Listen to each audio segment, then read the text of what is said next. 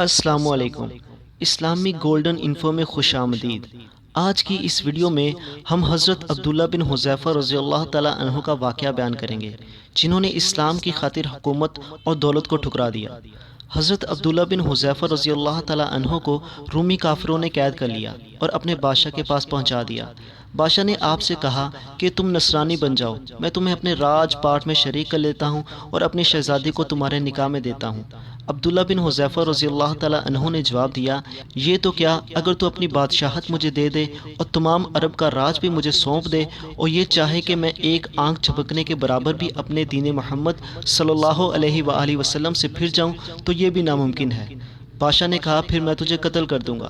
حضرت عبداللہ بن حذیفہ رضی اللہ تعالیٰ عنہ نے جواب دیا، ہاں، یہ تجھے اختیار ہے۔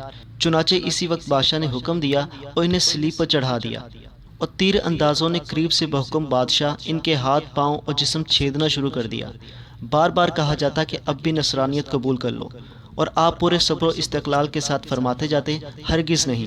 آخر بادشاہ نے حکم دیا، اسے سولی سے اتار لو اور پیتل کی بنی ہوئی دیگ خوب تپا کر آگ بنا لاؤ۔ چنانچہ وہ پیش ہوئی۔ بادشاہ نے ایک اور مسلمان قیدی کی بابت حکم دیا کہ اسے اس میں ڈال دو۔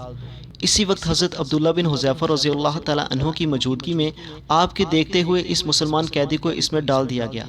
وہ مسکین صحابی اسی وقت چرمر ہو کر رہ گئے، گوشت پوشت جل گیا اور ہڈیاں چمکنے لگیں۔ پھر بادشاہ نے حضرت عبداللہ بن حذیفہ رضی اللہ تعالیٰ عنہ سے کہا کہ دیکھو، اب بھی وقت ہے، بات مان لو اور ہمارا مذہب قبول کر لو، ورنہ اسی آگ کی دیگ میں اسی طرح تمہیں بھی ڈال دیا جائے گا۔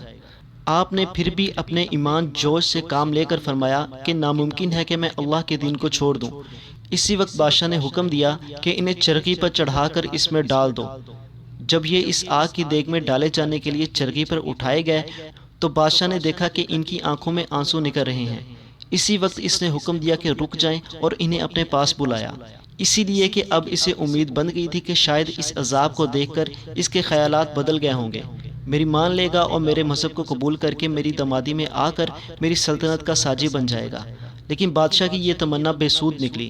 حضرت عبداللہ رضی اللہ تعالیٰ عنہ نے فرمایا کہ میں صرف اسی وجہ سے رویا تھا کہ آج ایک ہی جان ہے جسے اللہ کی راہ میں اس عذاب کے ساتھ قربان کر رہا ہوں۔